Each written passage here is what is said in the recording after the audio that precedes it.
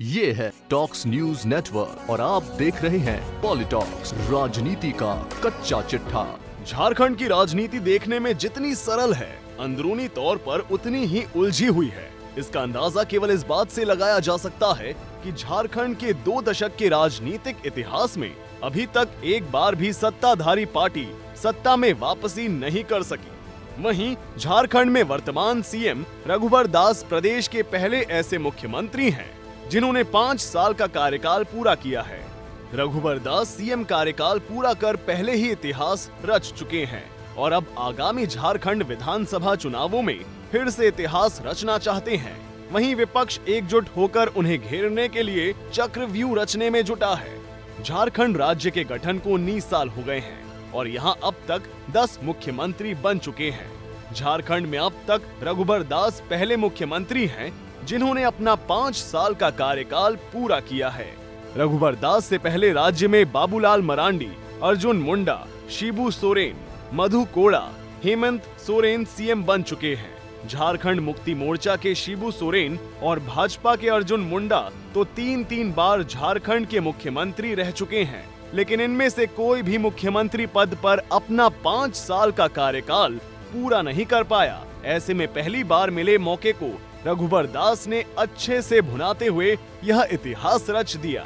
झारखंड के गठन के साथ ही 2000 में पहली बार विधानसभा चुनाव में भारतीय जनता पार्टी सरकार बनाने में कामयाब रही। बाबूलाल मरांडी राज्य के पहले मुख्यमंत्री बने, लेकिन वे केवल 28 महीने ही पद पर रह सके। इसके बाद भाजपा के अर्जुन मुंडा ने 18 मार्च 2003 में सत्ता संभाली और 2 मार्च 2005 तक ही पद पर रहे। अगले चुनावों में झारखंड मुक्ति मोर्चा झामुमो पार्टी के शिबू सोरेन राज्य के नए मुख्यमंत्री बने, लेकिन वे केवल 10 दिन ही इस पद पर रह सके। इस तरह एक-एक करते हुए 5 मुख्यमंत्री बने, लेकिन कोई भी अपना कार्यकाल पूरा नहीं कर सका। इस बीच 3 बार झारखंड में राष्ट्रपति शासन भी लागू करना पड़ा।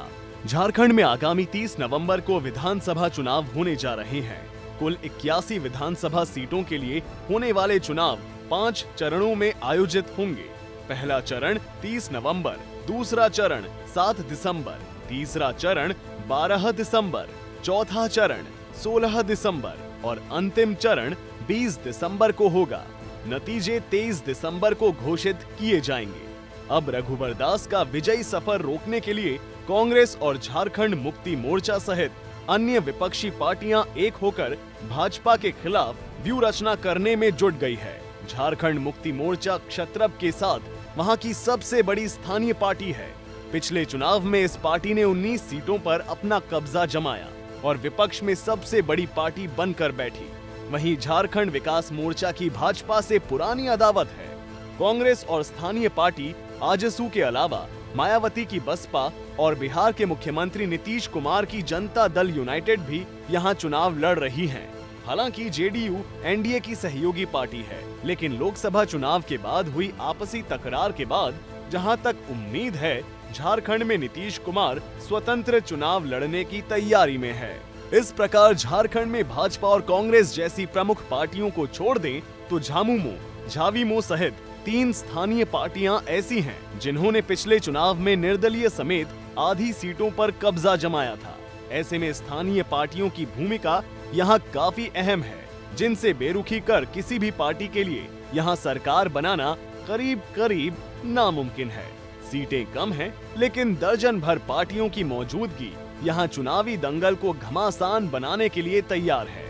ऐसे में देखना काफी रोचक रहेगा कि क्या हरियाणा और महाराष्ट्र के चुनावों में जनता के विश्वास पर खरे न उतरने के बावजूद सरकार बनाने वाली भाजपा झारखंड में फिर से सत्ता हथियाने में सफल होगी, या फिर 2 दशक तक सत्ता से बेदखल रही कांग्रेस पहली बार अपना परचम लहराने में कामयाब होगी। वहीं झारखंड मुक्ति मोर्चा अकेले भी रघुवर दास का सफर रोकने का माद्दा रखती है। इस बात से भी इनकार नहीं किया जा सकता। पॉलिटॉक्स ब्यूरो, झारखंड। ये है टॉक्स न्यूज नेटवर्क और आप देख रहे हैं पॉलिटॉक्स, राजनीति का कच्चा चिट्ठा।